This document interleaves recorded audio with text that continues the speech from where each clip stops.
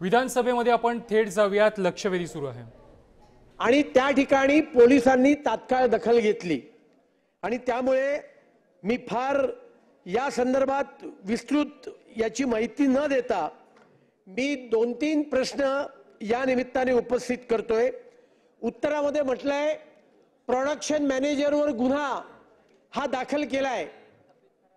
माझ्या माहितीनुसार प्रोडक्शन मॅनेजरवर अद्याप तो गुन्हा दाखल केलेला नाहीये आणि याच्यामध्ये त्या कर्मचाऱ्याने कंपनीला हे सांगितलं की माझा बोटाचा भाग त्या ठिकाणी त्या यंत्रात सापडला। त्यानंतर त्या सगळ्या बॅचचा आईस्क्रीम त्या ठिकाणी रिकॉल करण्याचं काम या फॉर्च्यून डेअरीने, म्हणजे आईस्क्रीम कोण बनवत आहे? Fortune dairy. त्यांचा ब्रँड कुठला आहे?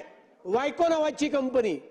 त्या कंपनीचा ब्रँड आहे यमो आणि त्यामुळे सर्वच्या सर्व प्रोडक्शन हे तात्काळ रिकॉल करण्याची आवश्यकता होती, ते त्या कंपनीने केलं नाही आणि त्यामुळे केवळ अधिकाऱ्यांवर नाही तर या दोन्ही कंपन्यांच्या मालकांवर अन्न व औषध प्रशासन डिपार्टमेंट पोलिसांच्या मार्फत गुन्हा दाखल करणार का, हा माझा पहिला प्रश्न आहे।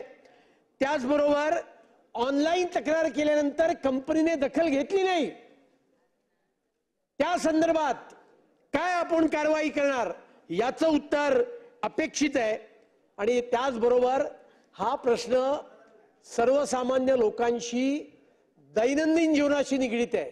ॲप वरनं फूड मागवणं हे अनेकांच्या जीवनाचा नित्य भाग आहे आणि अन्न आणि औषध प्रशासन विभागामध्ये हे काम करण्याकरता, या कामावर नजर ठेवण्याकरता पुरेसा अधिकारी वर्ग नाहीये आणि त्यामुळे आता किती पदं रिकामी आहेत आणि ती पदं तुम्ही कधीपर्यंत भरणार, असे माझे आपल्याला 3 स्पेसिफिक प्रश्न आहेत।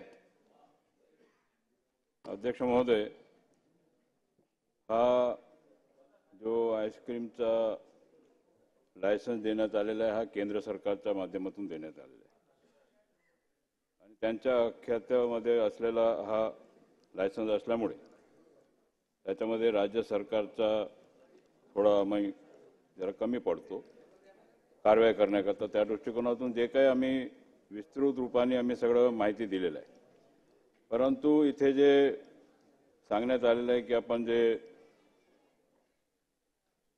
असिस्टंट ऑपरेटर ओमकार पोटे त्यांचा जे अंगठीचं जे सापडलं आईस्क्रीममध्ये, त्या दृष्टिकोनातून जे संबंधित ऑपरेटर होते आणि जे अधिकारी होते त्या 2 अधिकाऱ्यांवर आपण कारवाई केलेली आहे आणि मी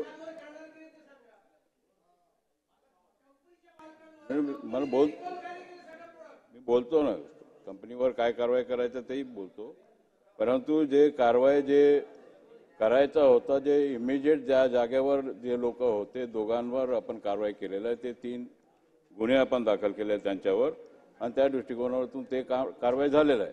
परंतु तिथला जे जनरल मॅनेजर होते ते जनरल मॅनेजरनी त्यांना सांगितलं होतं की हे सगळं जे झालेलं आहे हे ताबडतोब स्टॉप करा, ते साफ करा, हे काय तुम्ही बाहेर विकायला काढू नका, अशा प्रकारचं डायरेक्शन दिल्यानंतर सुद्धा या दोघांनी जे दिशाभूल केले, ते कारवाई केलं नाही, त्यांनी ते स्टॉप ॲक्टिव्हिटी करायला पाहिजे होतं, त्यांनी केलं नसल्यामुळे ह्यांच्यावर गुन्हा दाखल केलेला आहे।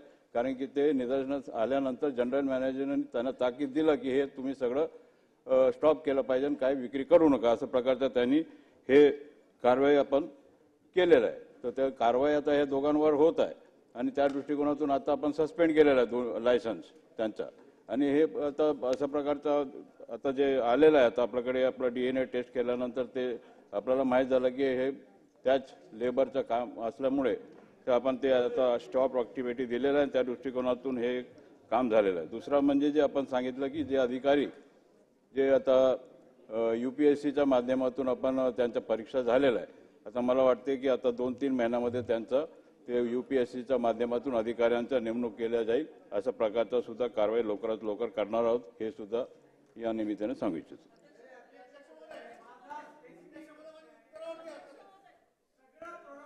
कॉल करायची आवश्यकता होती, त्या कर्मचाऱ्याने तो प्रकार घडल्यानंतर मॅनेजमेंटला कळवलं। माननीय मंत्री महोदय काय उत्तर देत आहेत? त्यांच्या जनरल मॅनेजरने त्याच्या खालच्या अधिकाऱ्यांना सांगितलं आणि तरी त्यांनी ऐकलं नाही. म्हणजे यात कंपनीचे डायरेक्टर्स, कंपनीचे मालक यांचा काही संबंध नाही.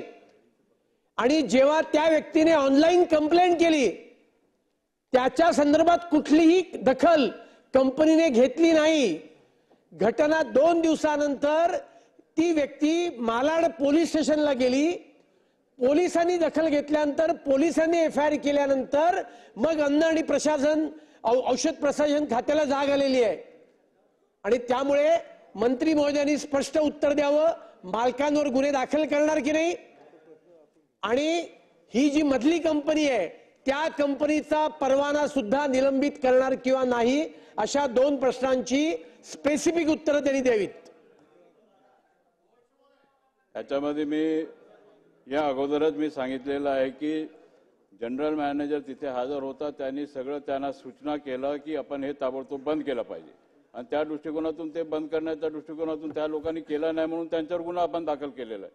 कारण की त्यांनी जे जवळजवळ 1830 जे बक्षे होते ते त्यांनी तिकडे बाहेर पाठवलं आणि त्याच्यानंतर आपण जे रिकॉल केलं, जवळजवळ 1500 आपण रिकॉल केलेलं आहे. आणि रिकॉल करून ते सगळं आपण डिस्पोज ऑफ केलेलं आहे. आणि जे काही आपलं ते 330 होते ते सगळं बाजारामध्ये विक्रीला गेलं असल्यामुळे त्याच्यामध्ये आपल्याला काय करता येत नाही. आणि त्या दृष्टिकोनातून आपण कारवाई, आपण मालकाचा काही संबंध येत नाही. कारण की जिथे जे जनरल मॅनेजर होते त्यांनी कारवाई केलं, ताबडतोब ऍक्शन घ्यायला सांगितलं, त्यांनी ऍक्शन त्या लोकांनी घेतलं नसल्यामुळे ते ताबडतोब